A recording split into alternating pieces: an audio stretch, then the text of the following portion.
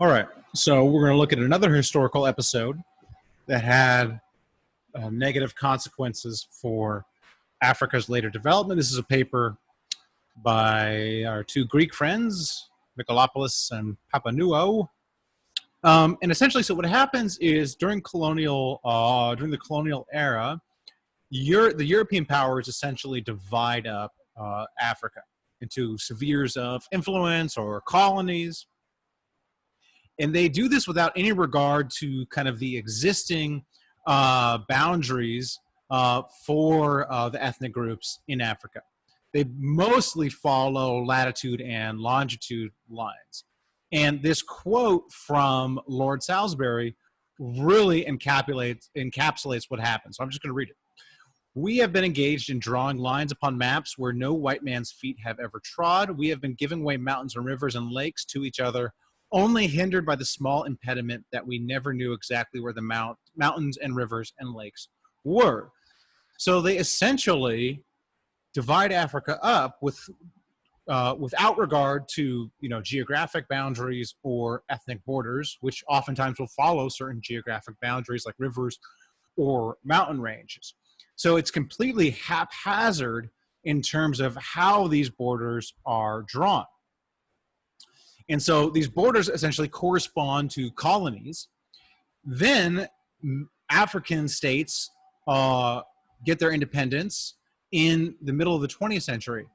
They don't revert back to the old ethnic borders. They essentially keep the European borders. And this is largely for aspirational reasons, thinking like, okay, we're going to make a country. The borders don't really matter.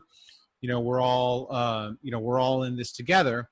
The Europeans, it's just too hard. I mean, the maps are already made. The kind of, administration's already there. So essentially, neither party, as they transition from European rule to self-rule, neither party really has the incentive or impetus to redo these borders. And so these borders that were completely drawn haphazardly are codified post independence. So why is this an issue? Well, what will happen is you'll have an ethnic group that is split between two countries. And then also you'll have a country that's made up of, a bunch of different ethnic groups that may have traditionally had animus towards one another. And so what this is going to lead to is secessionist pressure. So this ethnic group is maybe going to want to secede from the larger country.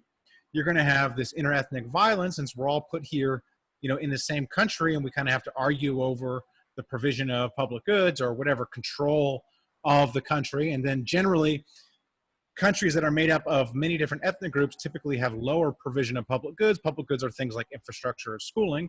So this is going to have negative effects on growth. You're going to have like unstable governments. Essentially, if one ethnic group composes the ruling party, that other ethnic group may stage a coup or something like that. And then also it's kind of you're also going to be able to pull upon your ethnic group that's from a different country. You're going to be able to kind of pull upon them and say, hey, come in, help me overthrow this. And also I have a nice place to retreat across the border. So this kind of creates this environment of instability within a country because these groups are split among multiple countries. Okay, so here we have the historical ethnic boundaries for ethnic groups. We saw this actually, this is the same thing with the Nunn paper. So you see all these different ethnic groups. These are the kind of the historic areas. Then the white lines here are the country borders. And then in blue, you can see all the different ethnic groups that are partitioned. Let's take this one right here. It's partitioned between 3 different countries. And so these partitioned groups, they're often going to be minorities in their own country. But also, as I said, they're going to be able to pull upon their compatriots that are in the other country to maybe, start a civil war or start a coup or something like that, and also retreat back across the border. So you could just see like all of these areas are essentially partitioned homelands. Okay. And so this paper by our Greek friends finds that these ethnicities that are split are more likely to be involved in violence of some type, they're going to be poor and less educated. So essentially, they may be locked out from seemingly the public goods provision, or their countries in general may be poor due to that partitioning. All right, and so here's some of the evidence. So here's all the armed conflicts. There are a bunch of different types of armed conflicts, but if we map them on, you can see they very much look like they're occurring along borders. Here's another way of looking at it. You can see these areas with the partition groups tend to, the darker as more conflicts, tend to have more conflicts.